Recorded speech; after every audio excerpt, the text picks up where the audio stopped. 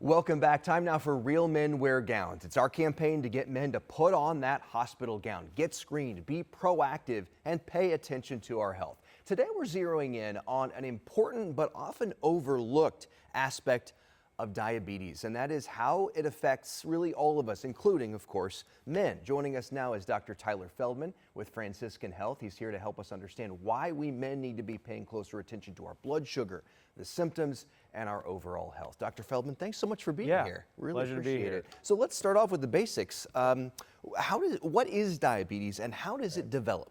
Yeah, well, in simple terms, diabetes is a blood sugar issue. And insulin is like a key to a door. So when your insulin's working right in your body and your body's responding to the insulin well, it allows that sugar to get out of the blood vessels and into cells to feed them.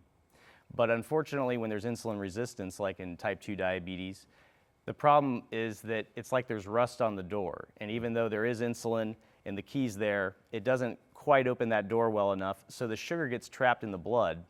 And instead of feeding cells, it stays in the blood and it damages blood vessels and causes a lot of unfortunate complications. So in men specifically, is there anything that makes us more or less vulnerable? Well, so men, when I did look at some stats, they do have a slight increase. It was about 2% more than females. So there are just more prevalence in males than females. So if you have a family history of diabetes, really important to be screened, really important to be checked. But there are things that we can do. So two main things would be making sure that your weight's appropriate, making sure that you have normal weight. And if you don't, trying to at least lose 7% of excess weight that you have. That will help combat insulin resistance. Okay. And the other thing is movement. And I just tell people, it's not like running a marathon. You just need to be moving around at least. You know, they say that moderate activity around 2.5 hours per week. You want to at least try to get a brisk walk in. So I would say walking with a purpose, 2.5 hours a week. So that could be, walking with your wife after dinner, and making something a routine. So inactivity is leading to a lot of diabetes, obesity is leading to a lot of diabetes, and then unfortunately genetics, which we can't control. Yeah. So, and what happens when we have diabetes? What are the health implications? Yeah. So going back to what I was explaining, what diabetes, Yeah. what diabetes is a blood sugar issue. But when the blood sugar gets trapped in the blood and can't feed cells, it starts damaging blood vessels. And it likes to damage a lot of the little blood vessels in our body. So that includes the blood supply that to our feet. So a lot of neuropathy, a lot of nerve symptoms, a lot of loss of feeling in the feet can happen. Your kidneys have little tiny blood vessels, so it damages the kidney a lot. And then the back of your eye that actually supplies your entire vision has little tiny blood vessels.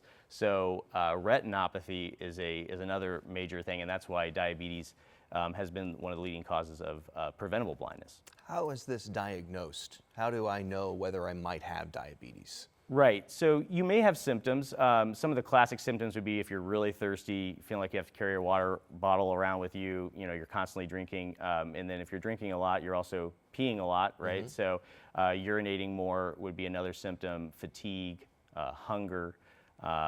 And then in men, just because we're highlighting men's health here too, ED is a very prevalent symptom. So erectile dysfunction would be, another possible symptom. But very important to highlight that I see plenty of patients in the office that when I find diabetes, they have no idea or at least did not sense that they had any symptoms. Really? So it's really important to get to your doctor. And when you go to your doctor, making sure that you get screened for diabetes, especially if there's a family history or you're overweight or not getting enough activity. Okay. And pretty simple, you get a fasting blood sugar. You don't even need a hemoglobin A1C is another fancy test we do to screen. But if you get a fasting blood sugar, it's actually more sensitive for catching prediabetes. And if that's elevated, that would, lead to more workup and make sure that, sugars aren't trending in the direction of diabetes. So really a simple blood test fasting or an A1C when you're not fasting could really shed light if diabetes is an issue or not, or if you're at higher risk, like in prediabetes, which more than 1/3 of the population has. And I'd love to know your thoughts on whether this is more prevalent, more people are developing diabetes, or we're just catching it more. But clearly the numbers are up. Yes, so I think it's both.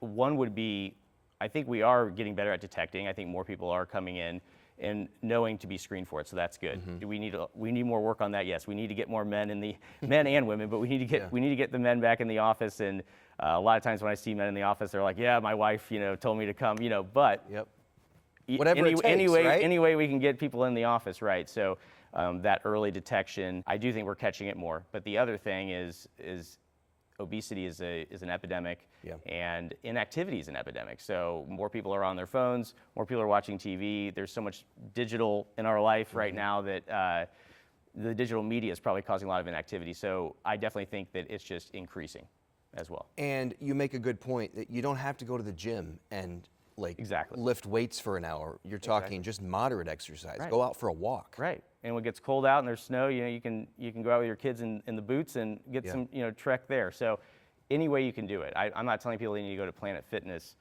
5 times a week. But if that's something good for someone's routine, then absolutely do that. But the important thing is trying to measure. They usually say 30 minutes 5 times a week, but you can just say, hey, can I get 2.5 hours in per week? And we're just talking about walking.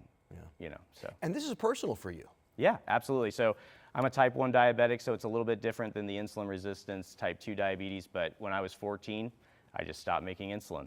And they said, here, take 4 shots a day. So, so I definitely have a personal connection to it. And definitely have seen with my patients too, just a lot of the nasty things that diabetes can do to a person and affect their quality of life. And I tell people that diabetes is an annoying condition.